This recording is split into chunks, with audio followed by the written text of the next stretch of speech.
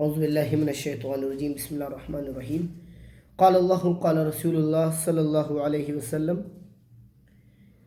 آج میں اپنے پروگرام اور اپنے بیان کا جو آغاز ہے وہ کلام اللہ سے کروں گا، اور قرآن کی وہ آیات جو ان لوگوں کو اس آیات کو سنتے مرچی کافی لگتی ہے، ان لوگوں کو جو اس آیات کے حوالے سے کچھ درد کچھ تکلیفیں ان کی ہوتی ہیں کافی زیادہ۔ اعوذ باللہ من الشیطان الرجیم بسم اللہ الرحمن الرحیم ما كان محمد ابا احد من رجالکم ولكن رسول اللہ وخاتم النبیین وکان اللہ بکل شیء علیما۔ اللہ تعالیٰ قرآن میں فرماتا ہے حضرت محمد صلی اللہ علیہ وسلم تمہارے مردوں میں سے کسی کے باپ نہیں، نہ کسی کے اولاد ہے، نہ کسی کے باپ ہے، بلکہ وہ رب ذوالجلال رب کریم رب رحمان کے آخری نبی ہے، اور اس کے بعد کوئی نبی نہیں آئے گا۔ ختم نبوت کی اصل کیا وجوہات، ختم نبوت اس کا جو مقصد اگر نچوڑ نکالا جائے وہ یہ ہے کہ اس کے بعد کوئی نبی نہیں آئے گا۔ آج کا میرا پروگرام، آج کا میرے بات کرنے کا مطلب یہ ہے کہ یہودی اور قائدیانی ایک دوسرے کے لیے معاشی، مالی، کسی لحاظ سے بہت قریب ہو، کہ آپ ان کو کہو ساتھی کہو، آپ ان کو اتنے مخلص یا ایک دوسرے کے لیے اتنے اس انداز میں کیوں ہے۔ یہودی جو ہے یہ رسول اللہ صلی اللہ علیہ وسلم کو نہیں مانتی، یہودی جو ہے رسول اللہ صلی اللہ علیہ وسلم کے بدترین دشمن ہے۔ یہودی اسلام کو جڑ سے اکھاڑنا چاہتے ہیں۔ اگر اس بات کو دیکھا جائے تو قائدیانیوں کو یہودی کیوں سپورٹ کرتے ہیں؟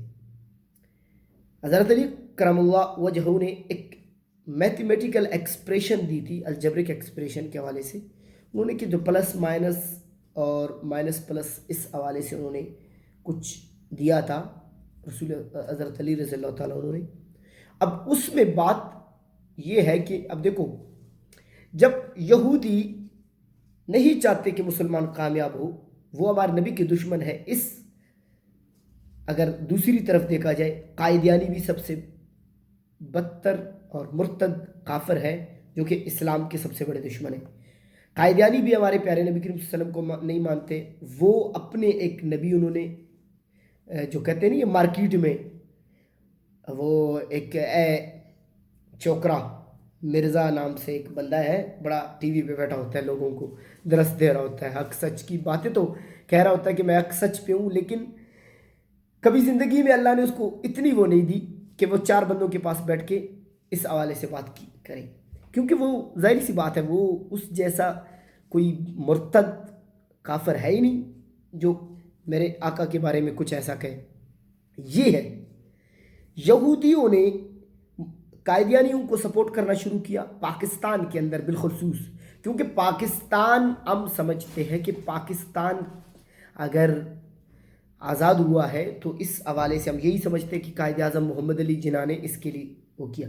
نو ڈاؤٹ قائد اعظم محمد علی جناح ہمارے لیے قابل قدر ہے، وہ ایک عملی نمونہ ہے اور انہوں نے بہت قربانیاں دی ہیں اس حوالے سے۔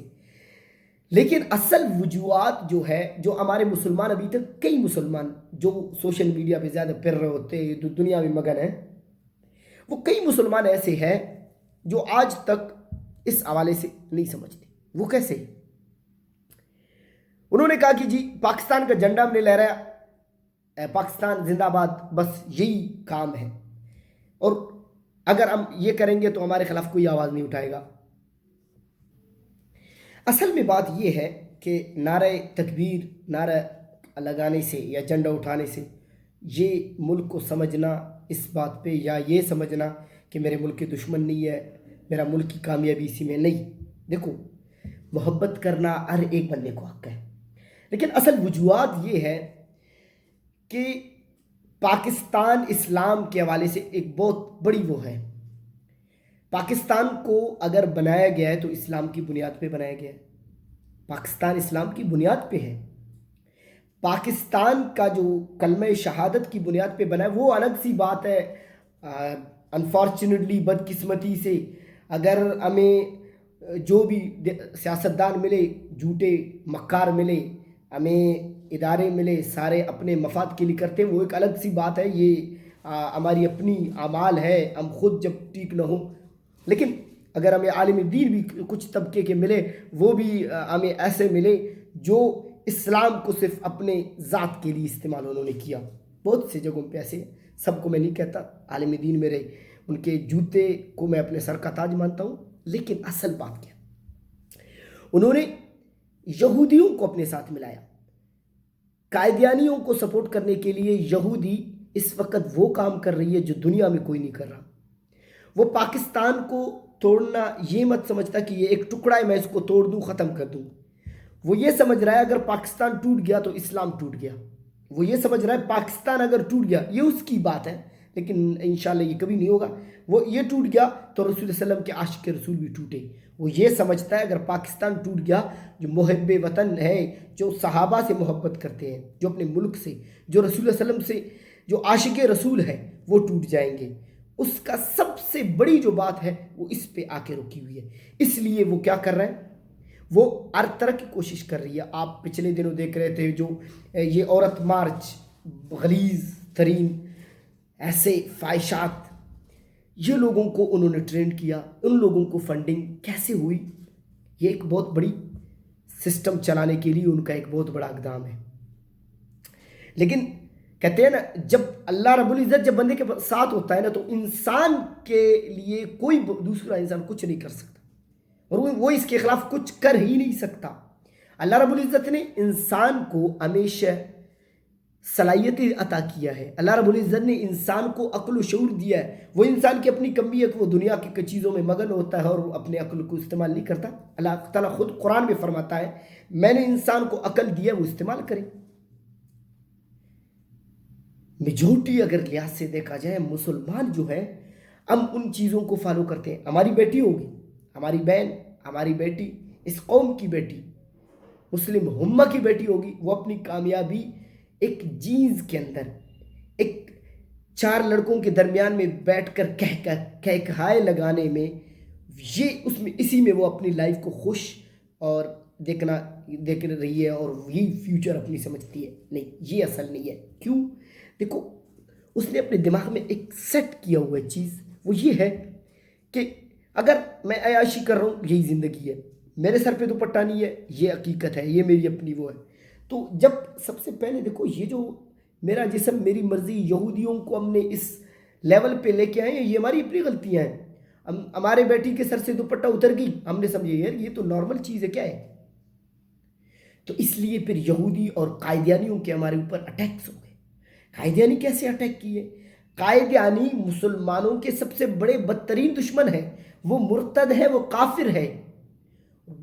ایک ہندو، ایک بدھ کو پوجنے والا، ایک سکھ جو بابا گرو نانک کو ماننے والا، ایک کرسچن جو کہ حضرت عیسیٰ علیہ السلام کی جو عبادت کرتے ہیں، حضرت عیسیٰ علیہ السلام کو ہم بھی مانتے ہیں، وہ اللہ کے نبی ہیں، ٹھیک ہے، لیکن ہم اکارڈنگ ٹو حضرت محمد صلی اللہ علیہ وسلم کے حوالے سے جائیں گے نا، جو اللہ نے کہا ہے، جو اللہ کا قرآن فرما رہا ہے۔ باقی ہم سارے انبیاء کو ہم مانتے ہیں۔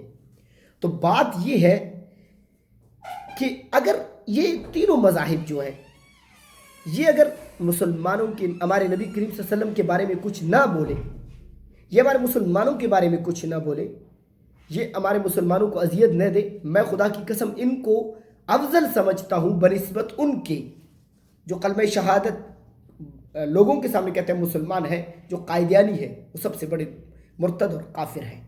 قائدیانیوں کے خلاف انشاءاللہ تحریک ہماری اسٹیبلشمنٹ بھی لے گی اس حوالے سے، اور ہمارے کچھ ادارے میں ان کے سربراہیت بھی ہے، اسٹیبلشمنٹ سے بھی کچھ ہم نے وہاں ہم نے اپنی رائے دی ہے۔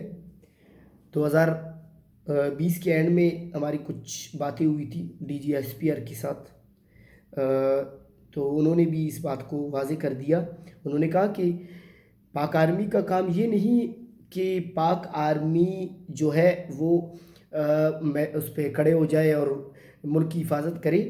ملک کی حفاظت اپنے اکابرین کی خیال رکھنا، اپنے اکابرین، ہمارے اکابرین قائد اعظم محمد علی جناح تو ہے، لیکن ہماری اصل اکابرین جو ہے وہ حضرت محمد صلی اللہ علیہ وسلم ہے۔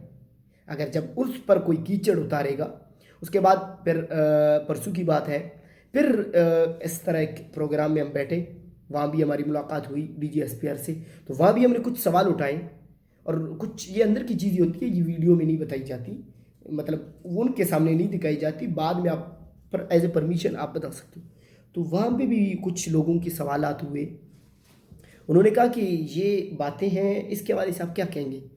اس طرح کے یہ عورت مارچ میں بھی کیچڑ اتارا گیا ہے، تو انہوں نے کہا ان کا بھی ہم علاج کریں گے۔ اب دیکھو کوڈ ورڈز ہوتے ہیں کچھ، اب علاج کریں گے، اب وہ کوئی ڈاکٹر تو نہیں ہے نا کہ وہ اس کو انجیکشن لگائیں گے۔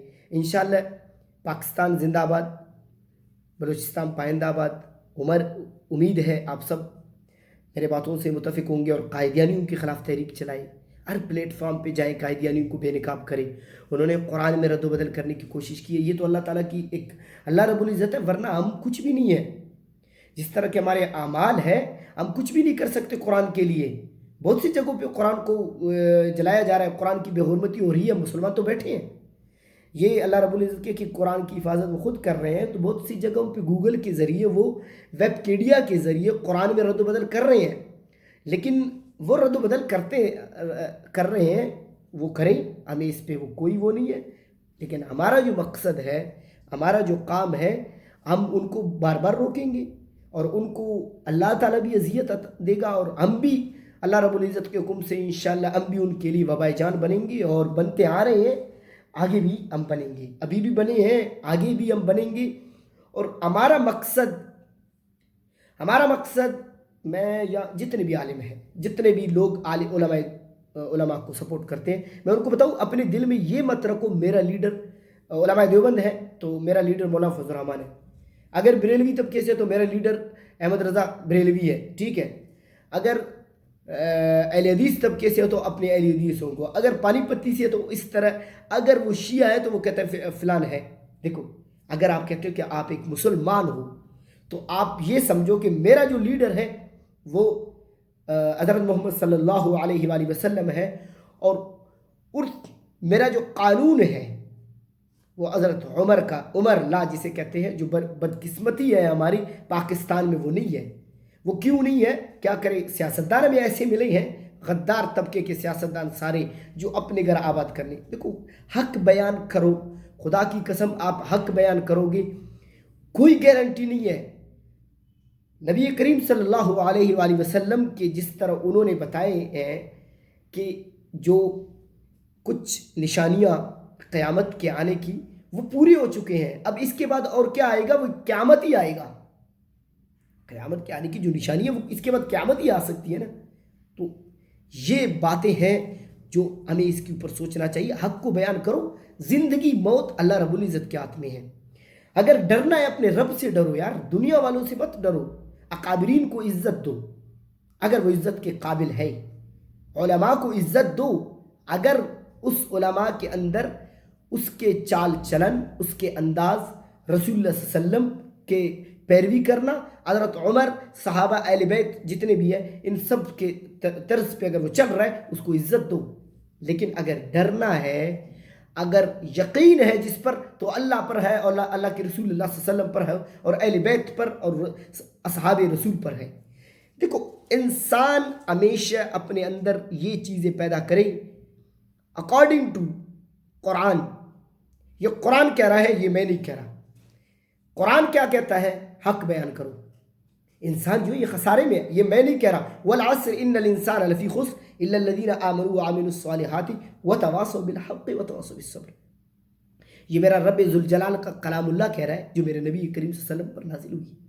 یہ وہ کہہ رہا کہ انسان خسارے میں ہے، انسان بک سکتا ہے، اور منڈیاں لگ رہے ہیں، ان کو خریدنے والے تاجر بیٹھے ہیں، ان کو خریدنے والے دکاندار بھی بیٹھے ہیں، اور یہ مارکیٹ، ایک ڈیجیٹل مارکیٹنگ جو دنیا میں اس وقت پھیل رہی ہے نا، اس کے ذریعے بھی بہت کچھ ہو رہا ہے۔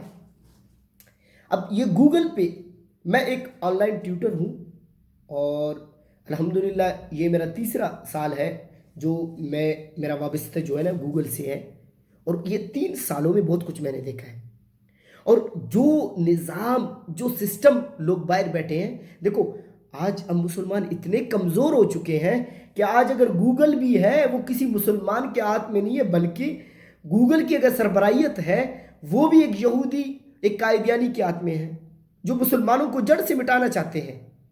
ایک یوٹیوب کا سربراہ ہے، دیکھو سب سے بڑی مین پوائنٹ ہے گوگل، اس سے آگے وہ کہتے ہیں نا ایک مدرسہ جو بن گیا تھا تو اس کے پھر شاخیں بنتی ہیں، ایک اگر ایجوکیشنل سیکٹر بنتا ہے تو اس کی شاخ، اگر آپ جو چیز بن کے آتی ہے وہ مین جگہوں سے بن کے آتی ہے، اگر کسی شاخوں کی کسی چیز کی رہنمائی ہوتی ہے وہ مین جگہوں سے ہوتی ہے، تو اسی طرح گوگل سے جو ہوتا ہے آگے بہت سی کوشش کی مسلمانوں کو تباہ کرنے کے لیے۔ ٹک ٹاک جیسی بیماری انہوں نے دنیا میں لائی۔ ٹک ٹاک کا اب دیکھو مسلمانوں کو چاہیے نا ان کو منہ توڑ جواب دے، مسلمان کیا کرتے؟ ٹک ٹاک پہ کلام اللہ کو پروموٹ کرتے۔ ٹک ٹاک پہ یار آپ بہت کچھ اگر کر سکتے تو پھر کیوں نہیں کیا؟ آپ نے قرآن کو کیوں نہیں آگے کیا؟ آپ نے رسول اللہ علیہ وسلم کے دین کو کیوں آگے نہیں کیا؟ یہ سب سے ہماری بڑی غلطی ہے جس کی وجہ سے دنیا میں ہم ذلیل و خوار ہیں۔ تو لہٰذا اس بات کو سمجھو، خدا را رسول اللہ صلی اللہ علیہ وسلم کا میں واسطہ دیتا ہوں، آپ لوگوں کو حق بیان کرو۔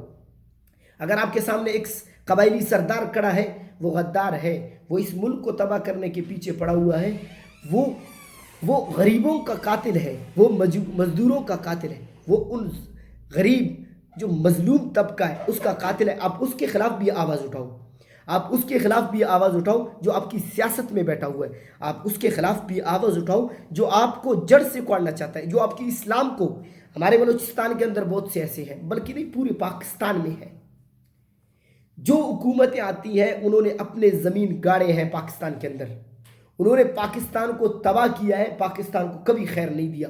جتنے بھی سیاستدان آئے ہیں کسی بھی جماعت سے ان کا تعلق ہو، کسی بھی جماعت سے ہو، اگر وہ حضرت عمر اور اللہ پر یقین رکھتے، اب مجھے دکھ ہو رہا ہے کہ پاکستان کی سب سے بڑی جماعت جو ہے وہ میرے علماء کی بھی ہے، لیکن انہوں نے کیا کیا؟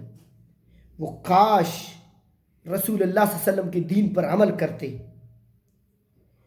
100 جانے جاتی، 1000 جانے جاتی، خدا کی قسم پوری دنیا میں اسلام ابھرتا، 10 لاکھ جانے جاتی، پچھلے جتنے بھی اسلامی ملک ہیں کم از کم وہ تو سکون میں آتی۔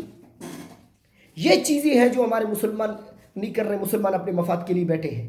ہمارے مسلمان کیوں مفاد کے لیے بیٹھے ہیں؟ جب رسول اللہ صلی اللہ علیہ وسلم کے دین پہ ہمیں یقین ہے کہ اگر مرنا ہے تو جنت پاؤ گے اسلام کی خاطر، اگر اسلام کے خاطر، اسلام کو بدنام کرنے کی خاطر آپ چند پیسوں کے عوض جیو گے، خدا کی قسم جہنم سے بڑھ کر بھی آپ کو اذیت دنیا میں بھی ملے گا اور جہنم میں بھی ملے گا۔ جب اس بات پہ آپ کو یقین ہے، آپ نے کلمہ شہادت بھی پڑھی ہے، اس کے باوجود اگر آپ کے دل میں رسول اللہ صلی اللہ علیہ وسلم کی محبت نہیں ہے، یہ جو علماء کے پیچھے چلنا، میں آپ کو ایک بات بتاؤں، علماء سے محبت کرو، میں بھی کرتا ہوں، لیکن اصل بات میرے سربراہ جو ہے رسول اللہ صلی اللہ علیہ وسلم ہے۔ میں اپنے ذہن میں یہ بٹھاؤں میرے سربراہ رسول اللہ صلی اللہ علیہ وسلم ہے، تب جا کے کچھ بنے گا۔ خدا کی قسم ایک انجینئر بھی جو ہے نا وہ وبائے جان بنے گا ظالموں اور ان اسلام کے دشمنوں کے لیے، تب جا کے مزہ آئے گا۔ یہ چیزیں ہیں، ان چیزوں کو سیکھنا چاہیے ہمیں۔ آج ہم کیا کر رہے ہیں؟ آج پاکستان ایک اسلامی ریاست ہے، لیکن سب سے بڑھ کر یہاں قرآن کی بے حرمتی یہاں پہ بھی ہو رہی ہے۔ اس بار تو حدیں پار کر دی ان عورت مارچ والوں نے۔ انہوں نے کیا کیا؟ انہوں نے رسول اللہ علیہ وسلم کی جو ان کے نام پر جو انہوں نے کیچڑ اتاری، انہوں نے اللہ اور اولیاء کرام کو جو ہے نا اٹیک اس پہ کیا۔ کہاں تھے بھائی میرے ادارے؟ کیوں خاموش ہے میرے ادارے؟ آخر خاموش کیوں ہے؟ ایسے کون سی ان پر پریشانی آئی ہے؟ یہ چیزیں ہیں، اس کو سمجھو۔ اب کیا کہہ سکتے ہیں ہم؟ انشاءاللہ اس کے خلاف آواز ہم اٹھائیں گے۔ جب میں پڑھتا ہوں میڈیکل کے حوالے سے تو میں ایک بار اس بک کو پڑھتا ہوں جو میرے دل کو سکون دیتا ہے۔ میں قرآن کو بھی پڑھتا ہوں، میں قرآن کی تفسیر بھی پڑھتا ہوں، میں قرآن کی تفسیر پہ عمل پہلے کرتا ہوں، بعد میں جا کے میں میڈیکل کے بکس ہو چاہے دنیاوی تعلیمات ہو، کیونکہ مجھے قرآن پہ یقین ہے اور سب کو ہونا چاہیے قرآن کے اوپر یقین۔ قرآن سے بڑھ کر ہماری رہنمائی کوئی کر ہی نہیں سکتا۔ آج ہم اندھا دھند ہو کے کسی ایسے بندے کی باتوں پہ آتے ہیں، یہ نہیں دیکھتے یار اس کے اندر کیا وہ کوالٹیز ہے۔ بھائی جان، صبح اٹھ کے ناول پڑھنے سے، اپنے لٹریچر اور اپنے جو ہے نا लिसनिंग के हवाले से देखा जाए, मूवी देखते हैं इंडिया अमेरिकन मूवीज़, ताकि हमारी लिसनिंग में कोई कॉन्फिडेंस आ जाए और हम उसको अच्छी तरह प्रिपेयर कर सके। और अपने पढ़ने का इंग्लिश को इम्प्रूव करने के लिए हम बड़े नॉवेल्स पढ़ते हैं, डॉन न्यूज़ पढ़ते हैं, हम दी न्यूज़ पढ़ रहे हैं, हम कायद के हवाले से भी पढ़ रहे हैं। सबसे बढ़कर पहले आप रसूल सल्लल्लाहु अलैहि वसल्लम की ज़िंदगी को पढ़ो, उसके बाद दुनिया में जाओ, फिर देखो अल्लाह ताला आपको कैसे कामयाब करता है। ये चीज़ें हैं, मुसलमान का ये काम है। मुसलमान का काम ये नहीं कि वो दूसरों के यहाँ जाए, मुसलमान का काम ये नहीं है कि वो अपने दीन को छोड़कर दूसरी जगह जाए। थैंक यू सो मच, अल्लाह हाफिज़।